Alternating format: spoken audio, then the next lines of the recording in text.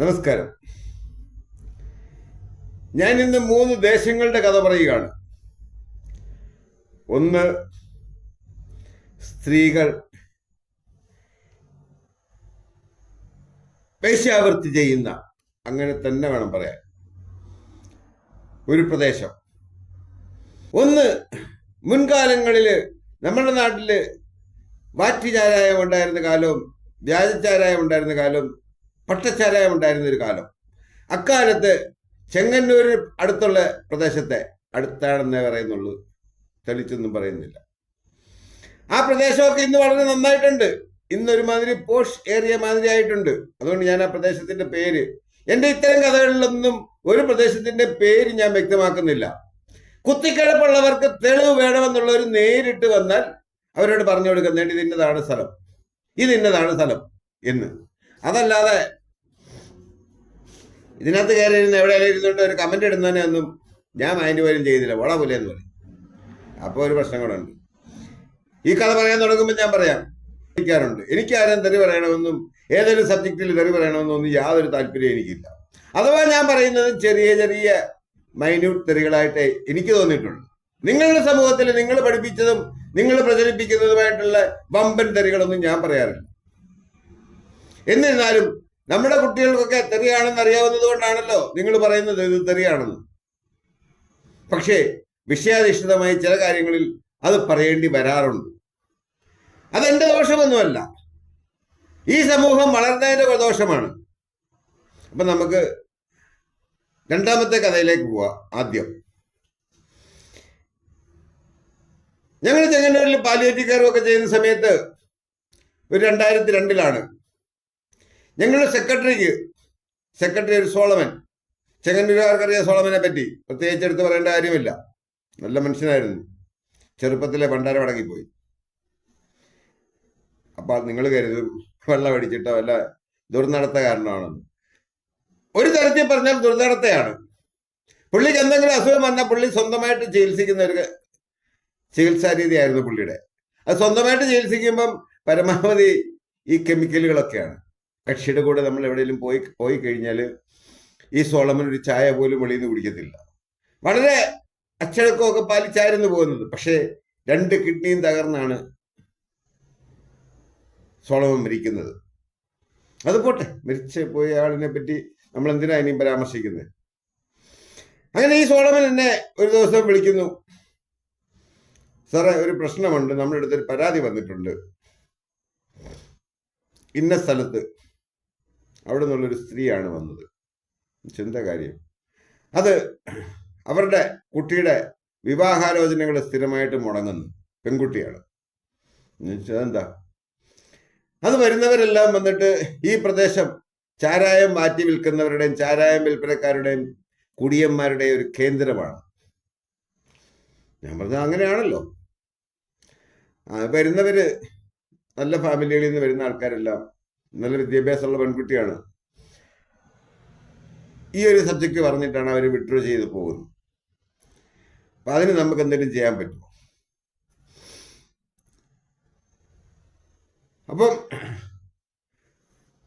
ആലപ്പുഴ ജില്ലാ കോടതിയുടെ ഭാഗമായിട്ട് പ്രവർത്തിക്കുന്ന ലീഗൽ സർവീസ് അതോറിറ്റി, അതിലെ ചില ആൾക്കാർ, ജഡ്ജിമാരൊക്കെയാണ്, അവരുടെ ഒന്നും പേര് പരാമർശിക്കാൻ പാടില്ലാത്തത് കൊണ്ടാണ് അതൊന്നും പറയാത്തത്. അനൗദ്യോഗികമായിട്ട് എക്സൈസ് ഡിപ്പാർട്ട്മെന്റിലെ ചില സീനിയർ ഉദ്യോഗസ്ഥര്, പോലീസിലെ ചില സീനിയർ ഉദ്യോഗസ്ഥര്, ഇങ്ങനെ ഞങ്ങൾ എല്ലാവരും കൂടെ ചേർന്ന് ഒരു അനൗദ്യോഗിക കമ്മിറ്റി മാതിരി ഉണ്ടാക്കി. ആലോചനകൾ നടന്നു. എന്ത് ചെയ്യണം, എന്താണ് പരിഹാരം. അപ്പോൾ ഒരു നിർദ്ദേശം വന്നത്, ആദ്യം ആ പ്രദേശത്തെ പറ്റി വിശദമായിട്ട് പഠിക്കുക. ആ ദൗത്യം ഞാൻ ഏറ്റെടുത്ത്. അങ്ങനെയാണ് ഞാൻ ഈ പ്രദേശം കാണാൻ പോകുന്നത്. ഞാൻ അവിടെ ചെല്ലുമ്പോൾ ഏകദേശം 110ഓളം വീടുകളുണ്ട്. അടുത്തടുത്താണ് വീടുകൾ. അതിൽ ആ സമയത്ത് ഞാൻ ചെല്ലുന്ന ദിവസം തന്നെ ലൈവായിട്ട് 10 കേന്ദ്രങ്ങളിൽ ചാരായം വിൽക്കുന്നുണ്ട്. വ്യാജചാരായമാണ്. പട്ടച്ചാരായമൊക്കെ ഉണ്ടായിരുന്ന കാലത്താണ്. പട്ടച്ചാരായം വാങ്ങിക്കൊണ്ട് വെച്ചിട്ട് വീടുകളിൽ സ്വന്തമായിട്ട് വെച്ചൊക്കെ വിൽക്കുകയാണ്. ഇല്ല, മാടക്കടകളിൽ സിഗരറ്റ് വിൽക്കുന്ന മാതിരി. എല്ലാ വീടുകളിലും ഞങ്ങൾ കയറി ഇറങ്ങി. എന്നോടൊപ്പം ഞങ്ങളുടെ പാലിയേറ്റീവ് കെയർ യൂണിറ്റിൽ പ്രവർത്തിക്കുന്ന ചില ടീച്ചേഴ്സ്, സ്ത്രീകളാണ്, അവരുമുണ്ട്, അവർ ഞങ്ങളുടെ കമ്മിറ്റി അംഗങ്ങളാണ്. അങ്ങനെ ഞങ്ങൾ മൊത്തം വീടുകൾ കയറി ഇറങ്ങിയപ്പം ഈ 110ഓളം വീടുകളിൽ 70 വീടുകളിലെ പുരുഷന്മാര് ഈ ചാരായത്തിന്റെ അടിമകളാണ്.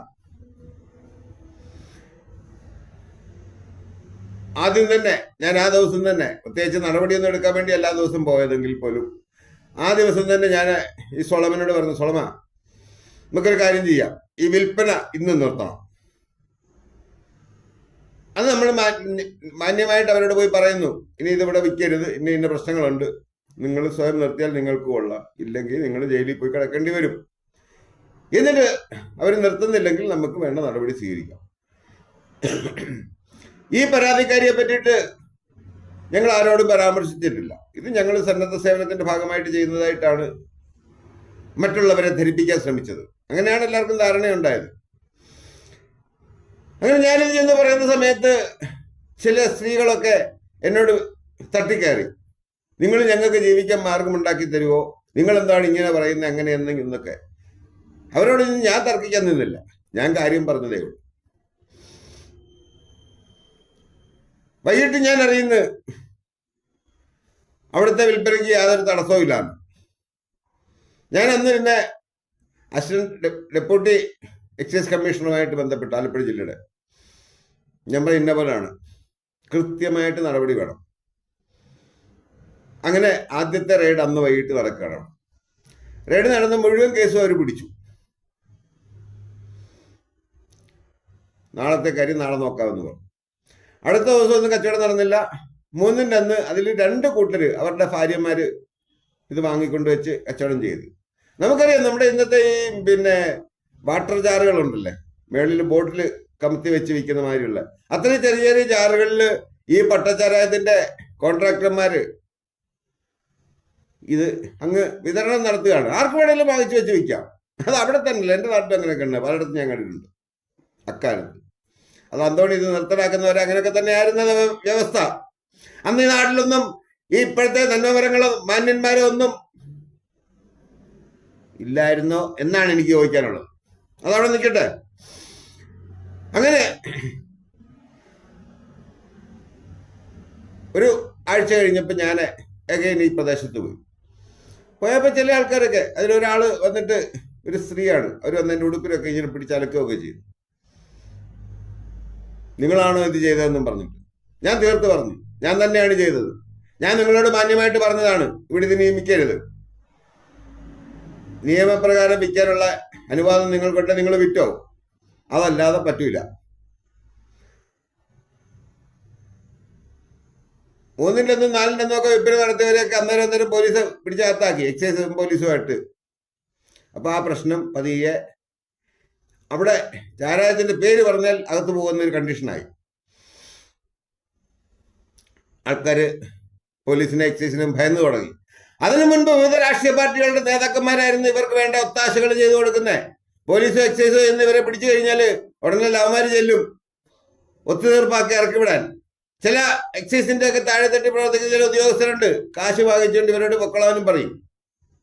പിന്നെ കോൺട്രാക്ടറുടെ എല്ലാ ഒത്താശയും ഉണ്ട്.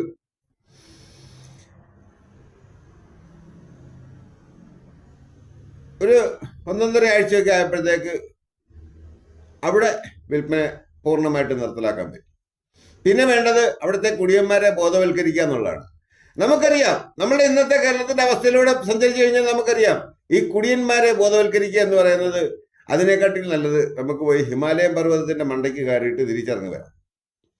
കാര്യം ഇവന്മാർക്കെല്ലാം ഇതിനെല്ലാം ഓരോ ന്യായവാദങ്ങളുണ്ട്. നമുക്ക് തലയ്ക്ക് ഭ്രാന്ത് പിടിക്കുന്നതല്ലാതെ ഇവന്മാര് നിർത്തുമെന്നുള്ള പ്രതീക്ഷയൊന്നുമില്ല. പക്ഷേ തള്ളിക്കളയാൻ പറ്റത്തില്ല. ഞാൻ ചില സാമൂഹ്യ പ്രവർത്തകരുടെ, ചില സോഷ്യൽ വർക്കേഴ്സിന്റെ, ചില പഠിച്ച മാനസിക രോഗ ചികിത്സാ വിദഗ്ധരുടെ ഒക്കെ സഹായം തേടി ആത്മാർത്ഥമായിട്ട് ഇത് നിർത്തണമെന്ന് ആഗ്രഹിക്കുന്നവരെ ഞങ്ങൾ ഓരോരുത്തരെ കണ്ടെത്തി ചികിത്സയ്ക്ക് വിട്ടു കഴിഞ്ഞപ്പം പലരും അതിൽ നിന്ന് ഡ്രോപ്പ് ചെയ്ത് മാറി. അവരോട് കാര്യങ്ങൾ പറഞ്ഞു കൊടുത്തു. നിങ്ങളുടെ പ്രദേശത്തെ പെൺകുട്ടികളെ നല്ല കുടുംബങ്ങളിൽ നിന്ന് വിവാഹാലോചന വരാത്തതും അത് നടക്കാത്തതും നിങ്ങളുടെ ഈ പ്രവൃത്തി ദോഷം കൊണ്ടാണ്. അതുകൊണ്ട് നിങ്ങൾ നന്നായേ പറ്റുള്ളൂ, ഇല്ലെങ്കിൽ നിങ്ങൾ മുടിഞ്ഞ് പണ്ടാരം അടങ്ങും. അതിനകത്തുനിന്ന് പല വീട്ടുകാരും പല ആളുകളും വസ്തുവും വീടും കിട്ടുന്ന വില ഒരു ദാനവില മാതിരിയാണ്, കിട്ടുന്ന വിലയ്ക്ക് കളഞ്ഞിട്ട് വേറെ സ്ഥലങ്ങളിൽ പോയി താമസമാക്കുകയൊക്കെ ചെയ്തിട്ടുണ്ട്, അതിന് ഞങ്ങൾ ഇടപെടുന്നതിന് മുൻപ്. പക്ഷെ എനിക്ക് തോന്നുന്ന ഒരു 2 മാസം കൊണ്ട് തന്നെ ആ പ്രദേശത്തെ പൂർണ്ണമായിട്ടും മദ്യമുക്ത പ്രദേശമാക്കാനും ഈ 110 വീടുകളിലും ചാരായം എത്തുന്നില്ല എന്ന് ഉറപ്പിക്കാനും ഞങ്ങൾക്ക് കഴിഞ്ഞു എന്നുള്ളത് ആ പ്രവൃത്തിയോട് ഞങ്ങൾ കാണിച്ച ഒരു ആത്മാർത്ഥതയാണ്. ആ സമയത്ത് ഈ പെൺകുട്ടിക്ക് പിന്നെ വിവാഹാലോചന വരുന്നു. ഒരു ഗവൺമെന്റ് സർവന്റ് ആണ് അയാള്. അന്ന് PG ഒക്കെ കഴിഞ്ഞിട്ട് പോയി സർക്കാർ ഉദ്യോഗത്തിൽ കയറിയ ഒരു വ്യക്തിയാണ്. പദവി അത്ര വലുതൊന്നുമല്ല, എന്നാലും ആലോചന വന്നു കഴിഞ്ഞപ്പം അവര് വീട്ടുകാര് പ്രദേശത്തൊക്കെ വന്ന് തിരക്കിയപ്പോൾ ഇങ്ങനെ ചാരായം മാറ്റും വിൽപ്പനയൊക്കെയാണ് ഇവിടുത്തെ പ്രധാന പണികളെന്ന് പറഞ്ഞ് ഇത് പിന്നെയും മുടങ്ങുമോ എന്നുള്ളൊരു സംശയം വന്നപ്പോൾ ഈ പഴയ സ്ത്രീ വീണ്ടും ഞങ്ങളെ സമീപിച്ചു. അങ്ങനെ ഞാനും സോളമനും കൂടെ ആളുകളെ പിന്നെ സ്ഥലമൊന്നും പറയാൻ പാടില്ല, അവരുടെ വീട് തിരക്കിപ്പോയി, ചെന്ന് കണ്ടു, തന്നെന്നുള്ളതുമായിട്ട് സംസാരിച്ചു. അടുക്കുന്ന ലക്ഷണമില്ല. ഞാൻ ഈ യുവാവുമായിട്ട് സംസാരിച്ചു, പേഴ്സണലായിട്ട് ഞാൻ സംസാരിച്ചിട്ട് പറഞ്ഞു, ഇവരൊരു കാലത്ത്, നിങ്ങൾ അവിടെ പോയി തിരക്കിയാൽ അറിയാം, ഒരു കാലത്തും ചാരായം മാറ്റുകയും വിൽക്കുകയും കുടിക്കുകയും ചെയ്ത ആൾക്കാരെല്ലാവരും സാഹചര്യവശാൽ അവിടെ പെട്ടുപോയതാണ്.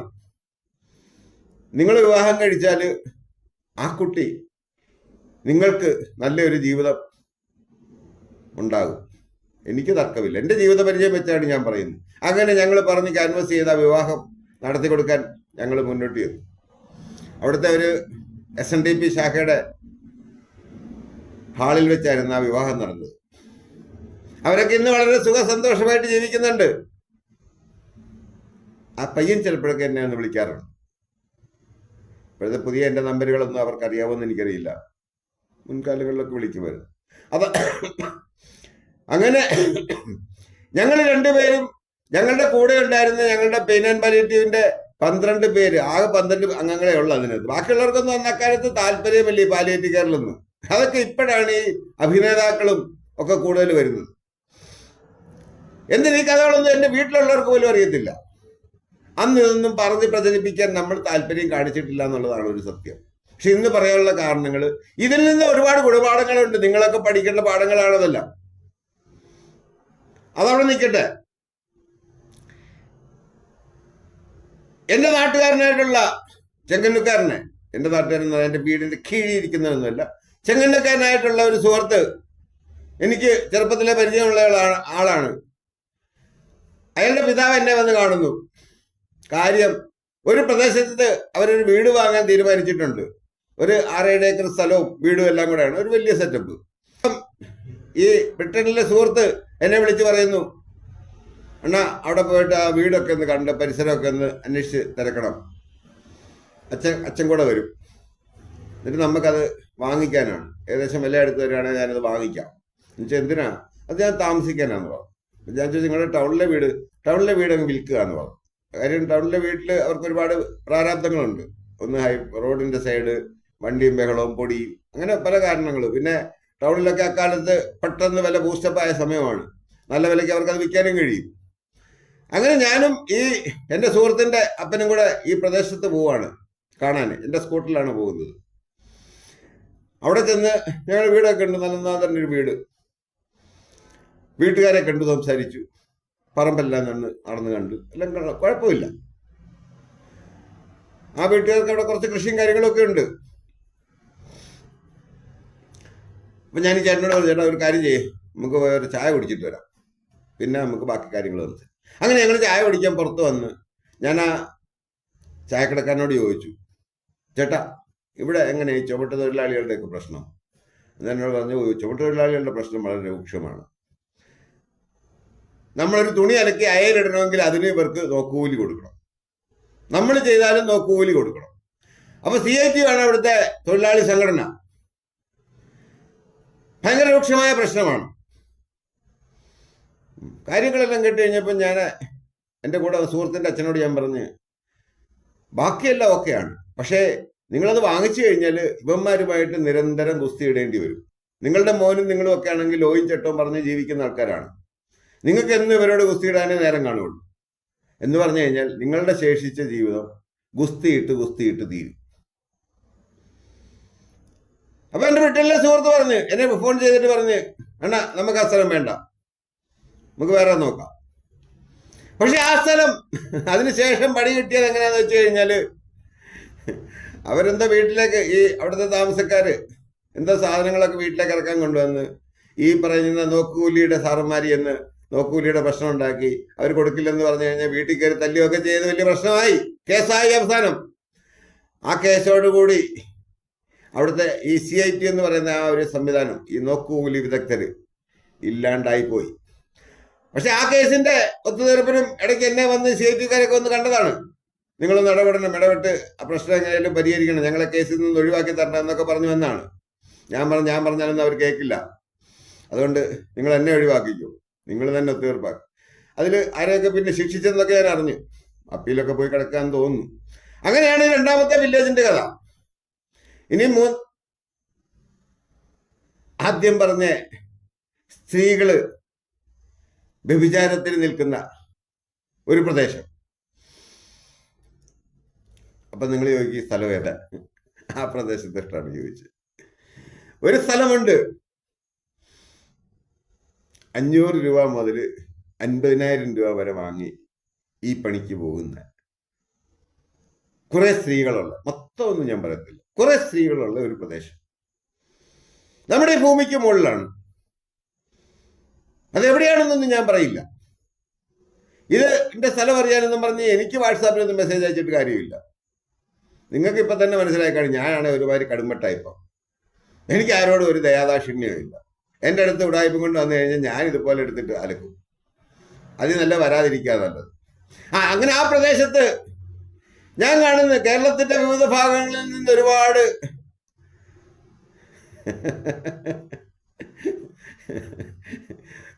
പുരുഷ കേസരികള് ആ പ്രദേശം സന്ദർശിക്കാറുണ്ട് സമയാസമയങ്ങള്.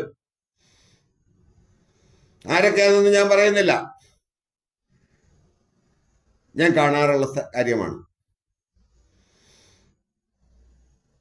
അപ്പൊ ചോദിക്കുക, അത് ഇപ്പോഴും ഇങ്ങനെയൊക്കെ ഉണ്ടോ? പിന്നെ ഞാൻ എൻ്റെ തീരെ ചെറുപ്പത്തില്, ഞാൻ 10ാം ക്ലാസ്സിൽ പഠിക്കുന്നവരെ, 10ാം ക്ലാസ് കഴിയുന്നിടം വരെ ചെങ്ങന്നൂർ ടൗണിൽ പോയിട്ടില്ല, കണ്ടിട്ടില്ല. അത് നമ്മുടെയൊക്കെ അന്നത്തെ ഒരു യോഗം അങ്ങനെ ആയിരുന്നു. എന്ത് ചെയ്യാനാ, പ്രാരാബ്ദങ്ങൾ കൊണ്ടാ. അന്ന് 10 പൈസ കൊടുത്ത ചെങ്ങന്നൂർ ബസ്സിന് പോയിരുന്നു. ആ 10 പൈസ എടുക്കാനില്ലാത്ത നമ്മൾ പിന്നെ എങ്ങനെ ചെങ്ങന്നൂർ ടൗൺ കാണുന്നത്? ഞാൻ ടൗണിൽ പോയിട്ടുണ്ട്, ചന്തയിൽ പോകുമായിരുന്നു. അച്ഛൻ്റെ കൂടെ ചന്തയിൽ പോകും രാവിലെ. അത് വെളുപ്പാങ്കാലത്ത് 3 മണിക്ക് പോവുക, 6 മണിക്ക് മുമ്പ് തിരിച്ച് നടക്കും. അവിടുന്ന് റോഡ് വഴി നടന്നാ പോകുന്നതും വരുന്നതും. അതിൻ്റെ അപ്പുറത്തൊരു ചെങ്ങന്നൂരിനെ പറ്റി എനിക്കറിയില്ല. പക്ഷേ അത്യാവശ്യം പുറത്തൊക്കെ യാത്ര ചെയ്ത് തുടങ്ങിയപ്പം ഞാൻ ചെങ്ങന്നൂരിൻ്റെ ട്രാൻസ്പോർട്ട് സ്റ്റാൻഡിൽ, അത് ഇന്നും ഉണ്ടെന്നാണ് എൻ്റെ അറിവ്. ട്രാൻസ്പോർട്ട് സ്റ്റാൻഡിൽ ഇങ്ങനെ കുറെ പ്രാദേശിക സ്ത്രീകൾ, പുറത്തുനിന്ന് വരുന്ന സ്ത്രീകളും ഉണ്ടെന്ന് അറിയുന്നത്, കച്ചവടത്തിന് നിൽക്കുന്ന ഞാൻ കണ്ടിട്ടുണ്ട്. ഈ കഴിഞ്ഞ കാലങ്ങളിലൊക്കെ മാധ്യമങ്ങളിൽ തിരുവല്ല സ്റ്റാൻഡിലും കൊട്ടാരക്കര സ്റ്റാൻഡിലും ഒക്കെ ഇങ്ങനെ കച്ചവടം ഉള്ളത് ഞാൻ അറിയുന്നുണ്ട്. അതൊക്കെ അവരുടെ ഓരോരുത്തരുടെ ജീവിതമാർഗങ്ങളല്ലേ, ജീവിച്ചു പോട്ടെ, നമുക്ക് തന്നെ വേണം. നമ്മളന്ന് ആ കേസുകളൊന്നും കണ്ടില്ലെന്നടിക്കുകയാണ്. പക്ഷെ മാന്യന്മാരൊന്നും ഓർക്കണം, നിങ്ങൾ മാന്യത അഭിനയിക്കുന്ന ഉടനെ പണി കിട്ടുന്നത് നിങ്ങൾക്ക് തന്നെയാണ്. കിട്ടുന്ന പണി മുച്ചൂടെയുള്ള പണിയുമായിരിക്കും. അന്നേരം പിന്നെ മോങ്ങിട്ട് കാര്യമില്ല. ഇതിനകത്തൊരു ചെറുകഥ പറഞ്ഞുകൊണ്ട് നമുക്ക് ഈ കഥ ഇവിടെ നിർത്താം. എൻ്റെ ചെറുപ്പകാലത്താണ്, അച്ഛൻ പട്ടാളത്തിൽ നിന്നൊക്കെ വന്നതിന് ശേഷം വ്യാപകമായിട്ട് കൃഷി, ഞങ്ങളുടെ പറമ്പുകളിലാണ് കൃഷി ചെയ്യുന്നത്. കുറച്ച് ഈ വെറ്റകൃഷി മാതിരിയുള്ള കൃഷികളൊക്കെ പുള്ളി പുറത്തു പോയി ചെയ്യും, മറ്റ് സ്ഥലങ്ങൾ പാട്ടത്തിനെടുത്തു വെക്കും. അങ്ങനെ നല്ല കൃഷിക്കാരനായിരുന്നു. അന്ന് ശരിക്കും തിന്നുപിടിക്കാൻ ഈ ഇന്നത്തെ കാണുന്ന ഈ ബാടിയൊക്കെ പ്രിപ്പയർ ചെയ്യാൻ ആ മനുഷ്യൻ ഒരുപാട് കഷ്ടപ്പെട്ടിട്ടുണ്ട്. എന്നും എന്തെങ്കിലുമൊക്കെ തിന്നാൻ കാണും വീട്ടിൽ, പട്ടിണി ദാരിദ്ര്യം അറിഞ്ഞിട്ടില്ല. അങ്ങനെ വലിയ കർഷകനാണ്. അപ്പം ഞങ്ങളുടെ വീടിന്റെ തൊട്ട് മുമ്പിൽ ഒരു 20 സെന്റ് സ്ഥലം, അത് പിന്നീട് അച്ഛൻ വാങ്ങിയതാണ്. അവിടെ ഞാൻ ഇപ്പോഴും ഓർക്കും, ഈ പിന്നെ സീസൺ അങ്ങോട്ടാകുമ്പോൾ ചേനയും കാച്ചിലും ഏത്തവാഴയും എല്ലാം കൂടെ ചേർന്നുള്ള ഒരു കൃഷി. സത്യത്തിൽ ആ സീനൊന്നും ഇപ്പോഴും എൻ്റെ മനസ്സിൽ നിന്ന് പോയിട്ടില്ല കേട്ടോ. അപ്പം ഈ കാച്ചിലൊക്കെ വന്നിട്ട് അങ്ങോട്ട് പടർന്ന് പന്തലിച്ച് വലിയ കാട് മാതിരി അങ്ങാവും. കാര്യം ഒരു ചേനയ്ക്ക് 2 കാച്ചിൽ വീതമാണ് നടുന്നത്. അതും പിന്നെ വാഴയുടെ സൈഡിലും കാച്ചിൽ നടും. അങ്ങനെ ഇതെല്ലാം കൂടെ ആകുമ്പോഴത്തേക്ക് ഒരുമാതിരി കാട് മാതിരിയാണ്, ഭയങ്കര കൃഷി. ആ സമയത്ത് ഒരു ദിവസം സ്കൂളിൽ നിന്ന് വന്നിരിക്കുന്ന സമയത്ത് പെട്ടെന്നൊരു പാർട്ടി 2-3 കലവും കന്നാസും ഒക്കെ ആയിട്ട് കൊണ്ടുവന്ന് ഓടി വന്ന് ഇതിൻ്റെ കീഴിലോട്ട് കൊണ്ട് കയറ്റി വെച്ചു. ഞങ്ങളുടെ വീടിൻ്റെ തൊട്ട് മുമ്പിലാണ്. അന്ന് വലിയ മുറ്റമാണ്. ആ മുറ്റത്ത് നിന്ന് നമുക്കിതെല്ലാം കാണാം വളരെ സ്പഷ്ടമായിട്ട്. എന്നാണ് ഞങ്ങളുടെ ഇവിടെ നിന്ന് ഒരു 300 മീറ്റർ അപ്പുറത്തുള്ള പിന്നെ അമ്പലത്തിൻ്റെ ഗ്രൗണ്ട് പോലും ഞങ്ങൾക്ക് ക്രിസ്റ്റൽ ക്ലിയർ ആയിട്ട് കാണാവുന്ന സമയമാണ്. ഒരാൾ അവിടെ കൊണ്ടുവന്ന് കയറ്റി വെക്കുന്നു. അപ്പം ഞാൻ ഇത് കണ്ടുകൊണ്ട് ഇങ്ങനെ തന്നെ പറയുന്ന ഒരാൾ വന്ന് തട്ടി. അച്ഛനാ? എന്നോട് ചോദിച്ചു എന്താ? നമ്മൾ 2 ആളെ ഏതാണ്ടൊക്കെ കൊണ്ടുവന്ന് അവിടെ വെക്കുന്നു. അവൻ എന്നോട് വന്ന് ചോദിച്ചിട്ടാ അവൻ്റെ വീട്ടിൽ പോലീസ് റെയ്ഡിന് വരുന്നത്. അതിനാണ് എന്ന് പറഞ്ഞാൽ റെയ്ഡിന് വരുന്ന ഉദ്യോഗസ്ഥർ തന്നെ ഒറ്റിക്കൊടുത്തതാണ് ഞങ്ങൾ വരുന്നുണ്ട്, നീ മാറ്റിക്കുമെന്ന്. അതുകൊണ്ടൊന്ന് ഞങ്ങളുടെ പറമ്പിൽ കൊണ്ടുവന്ന് വെക്കാനുള്ള കാരണം എന്ന് പറഞ്ഞു കഴിഞ്ഞാൽ ആ പ്രദേശത്ത് അന്നൊക്കെ ഇന്നത്തെ മാന്യന്മാരുടെ പല കുടുംബങ്ങളിലും ചാരായം വാറ്റ് വിൽപ്പന ഒക്കെ വളരെ വ്യാപകമായിട്ട് നടന്നിരുന്ന സ്ഥലം തന്നെയാണ് എൻ്റെ നാട്. ഇന്ന് പല മാന്യന്മാരും ഗൾഫിൽ പോയി അവിടുന്ന് ഇവിടുന്നൊക്കെ 10 പണമൊക്കെ ഉണ്ടായി കഴിഞ്ഞാൽ തന്തമാർ ചെയ്തിരുന്ന തൊഴിലെന്താണെന്ന് പറയാൻ ആക്ഷേപമുള്ളവരാണ്. അതങ്ങനെ ഇരിക്കട്ടെ. മാന്യതൊക്കെ ഇന്നലെ നാളെ ആയാലും ഉണ്ടാകേണ്ട കാര്യമല്ലേ. ഒന്നുമില്ലെങ്കിൽ കാശുണ്ടാകുന്ന കാലത്തെങ്കിലും മാന്യനായിട്ട് ജീവിക്കണ്ടേ. അന്ന് ഞങ്ങളുടെ പറമ്പിൽ ഈ എക്സസൈസിന് കയറാത്തതിന് കാരണം അന്ന് എൻ്റെ അച്ഛൻ ഇന്നത്തെ ഞാൻ മാതിരി ആണ്, കടുംപിട്ടാണ്. ഇത്തരം പരിപാടികളൊന്നും ചെയ്യത്തില്ലെന്ന് അവർക്ക് നല്ല ഉറപ്പാണ്. എന്നാൽ ആരെയും എൻ്റെ സ്വഭാവം മാതിരിയുള്ള ആരെയും ഒറ്റക്കൊടുക്കുന്ന പരിപാടിയൊന്നും പുള്ളിക്കില്ല. പുള്ളി എന്ത് കണ്ടു കഴിഞ്ഞാലും കണ്ടില്ലെന്ന് അടിക്കാനുള്ള ഒരു പ്രായോഗിക ബുദ്ധി ഉണ്ടായിരുന്നു. എനിക്കതില്ലാതെ പോയി. പക്ഷേ ആ ബാറ്റ് ഉപകരണങ്ങളും ബാറ്റ് ചാരായം കൊണ്ടുവന്ന് വെച്ച ആ മാന്യൻ ഞാൻ എൻ്റെ ചെറുപ്പം മുതൽ അവൻ ചാകുന്നിടം വരെ ഞാൻ കണ്ടിട്ടില്ല.